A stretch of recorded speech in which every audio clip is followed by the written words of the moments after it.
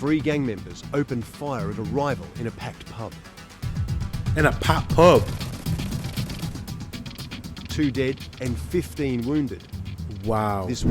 What's up, guys? It's Dwayne, back again for another video, back in for the reaction. Today's a great, wonderful, beautiful, amazing day because it's a Sweden day. Sweden, the gun violence capital of Europe.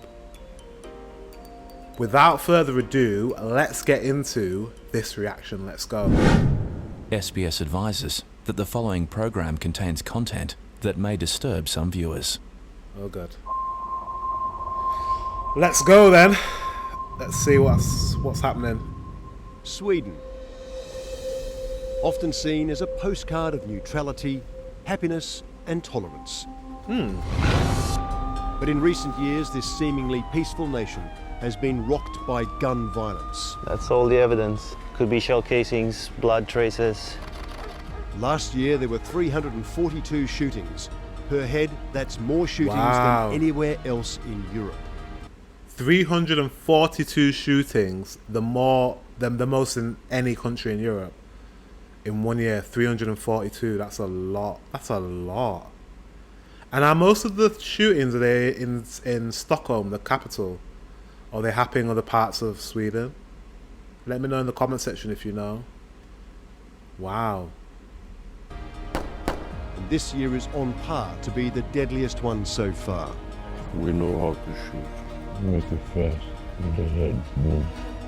Tonight, we investigate what's behind Wow. this gun crime epidemic and how it's fueling anti-immigrant sentiment. Så hur ohämmad, ansvarslös massinvandring sliter isär och splittrar Sverige.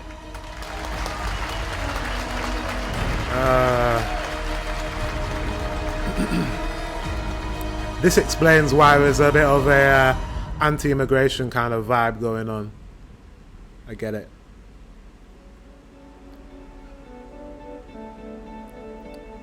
Summer's almost here in Sweden. While many Swedes are making the most of the long days by socializing and being outdoors, another man uses it to pursue a unique hobby.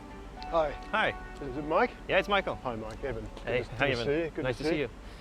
So So I had a car parked over here. An office manager by day, by night, Mike documents crime scenes in the Stockholm area.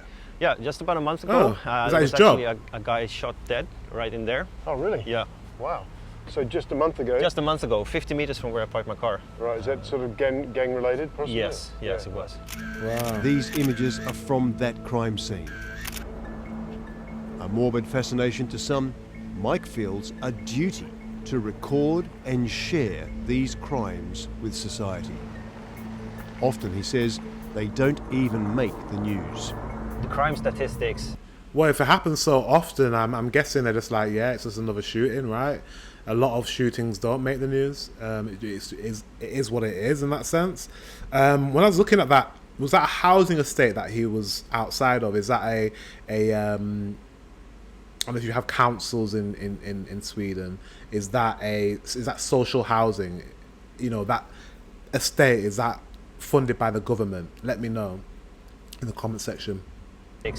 Yeah, in every way, even if it's stabbings or shootings or explosions, everything is increasing, and that's Wow. a scary development in my opinion.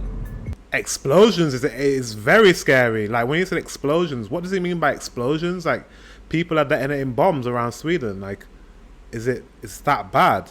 And why explosions? And we can't close our eyes to it. Mike gets tip-offs from Facebook, news sites, and some of his 40,000 followers on Instagram. I think since Oh, the it's beginning popular. of this year, I think hovered around maybe 25 to 30 shootings. Wow. Since the beginning of... Since the beginning of this year, yeah, in January. So 30... And that's just the ones I've been covering myself. I haven't been to all of the actual shootings. We're heading for Skarpnäck, where gun violence and violence is increasing, basically. Where did he say? Skarpnäck? Wherever he said, I will not be going. When I visit Sweden, wherever, I don't know what that name was, I'm going to find out. I won't be going there. I won't be going anywhere near there. Over the last couple of months. If you look at your right there. It looks like. On the square there. There was a man in his 20s who got shot with several shots. Wow. And, wow. So this is like the centrum. So this is like all the shops are here. Yeah. This is like the shopping centre of the area. Skarpnäck. Wherever that is in Sweden, I will not be visiting that area. It looks like social housing. It's Stockholm, clearly, as I can see there. Yeah, it looks like, yeah, it's nice social housing though. That's, you know, like in England we have places like this, but it's not as quite, it's not, a lot of places are not as well maintained as this. It seems like your government really does care about people, immigrants and people who are low demographic, who don't have jobs, and they really look after the areas. But for whatever reason, they're still getting themselves into violence and gun violence, even though they're not like on the poverty line. Yeah, broad daylight, lots of people. Yeah. Of the hundreds of shootings in Sweden last year, many of them were in public spaces like this. Wow. Today, there's no respect for third party. You just go ahead. If you want to kill someone, it doesn't matter if it's broad daylight or in the middle of a centrum or if it's lots of people around you. By posting images of these different shootings on social media, Mike's point becomes clear. Swedish gun crime is out of control.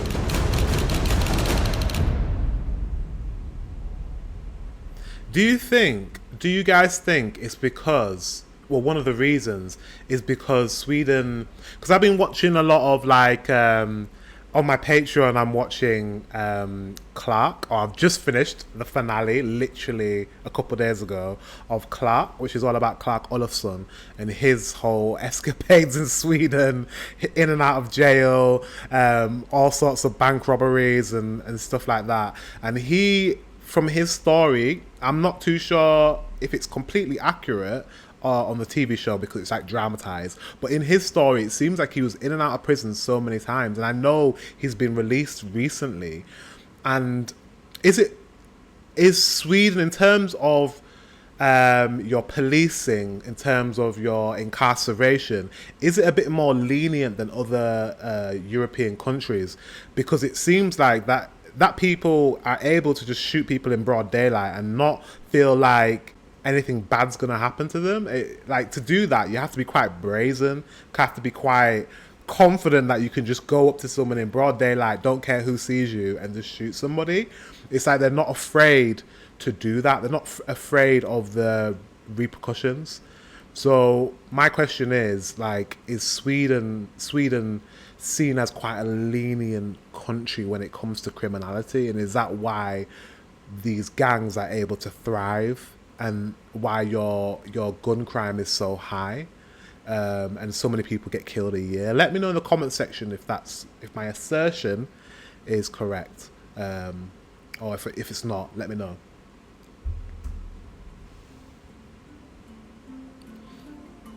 Malmö is one of Sweden's deadliest cities.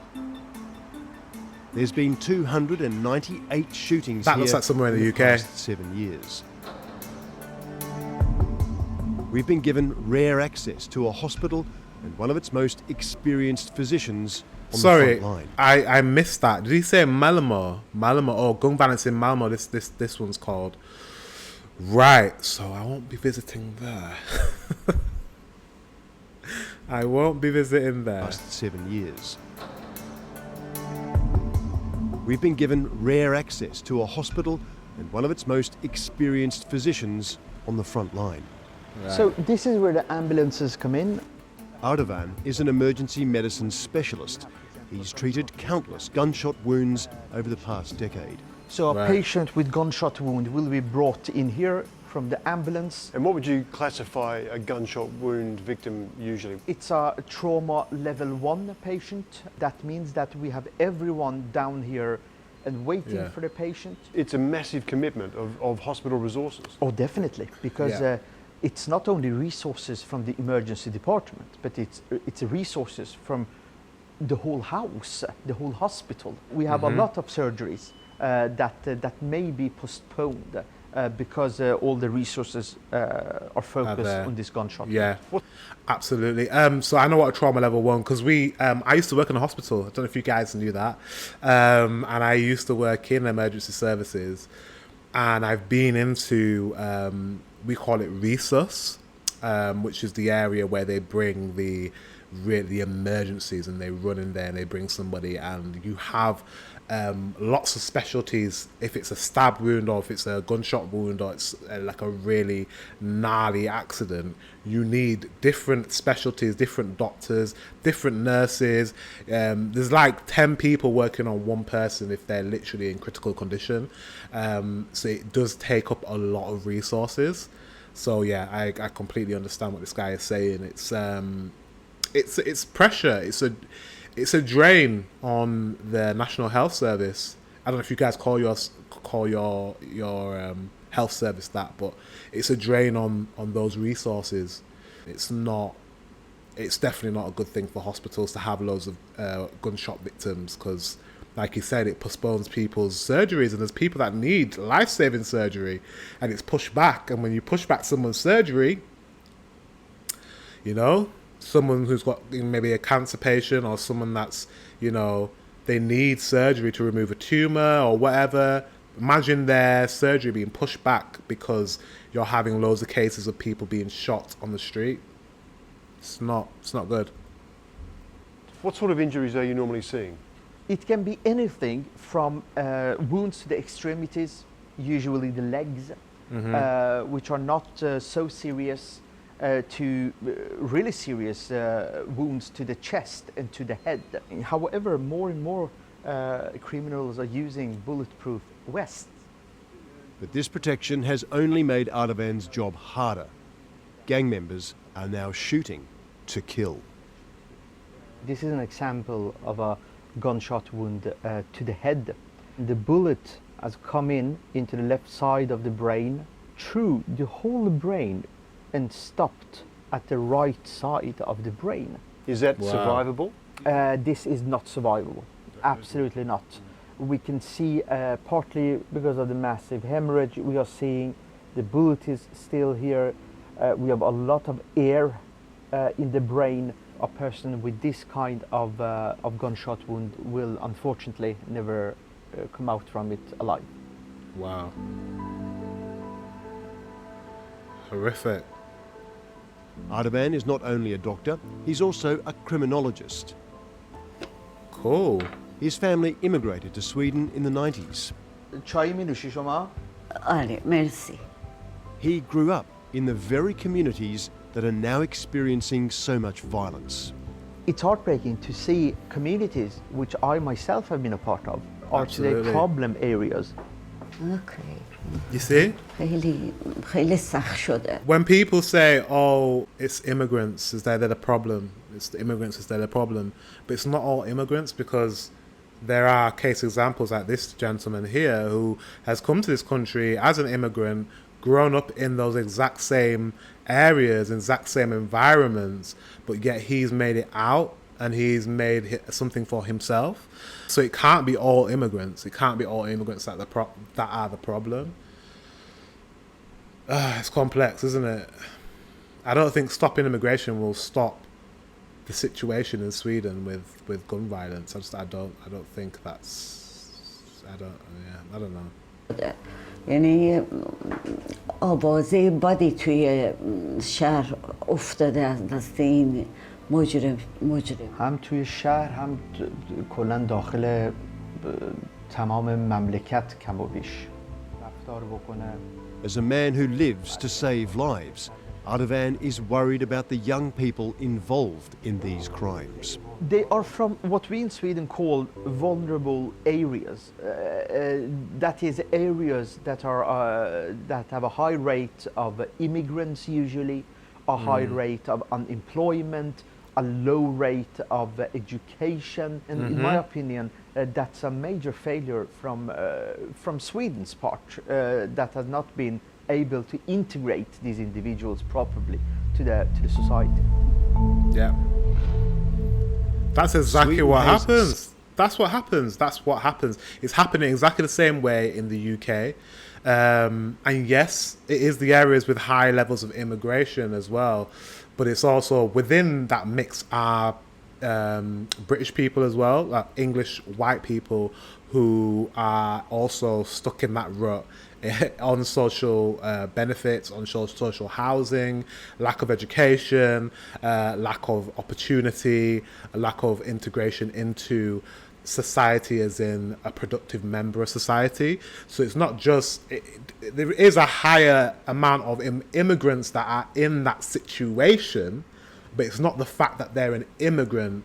It's not the fact that they're an immigrant why that they're involved in criminality. It's because of the way the system is set up and where they are positioned in society. They're positioned down here, lack of education, lack of single parent household, lack of opportunity, lack of all these things. And they're in this system. It doesn't matter if you're black, white, Asian, whoever, if you're stuck in that rut, you're going to get involved into gangs, into violence, into drugs, into trafficking, into all these criminality things.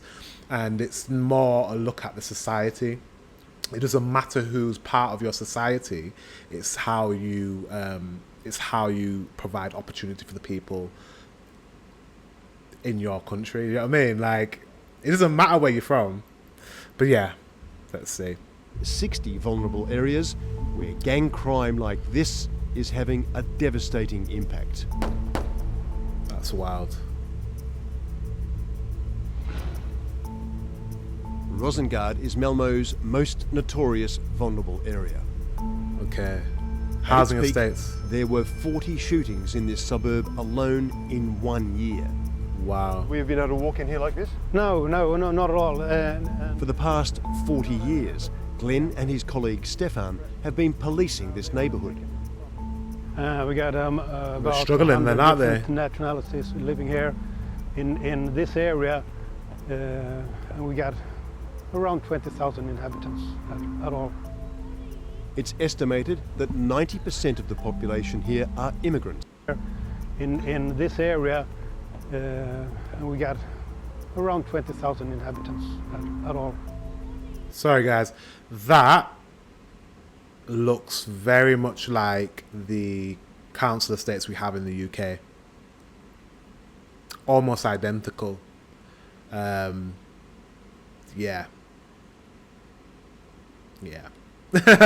And I know the type of people that live there, the immigrants, a lot of people from other countries, a lot of people, white people as well, who are, you know, poor and just not in a good situation and don't have opportunities.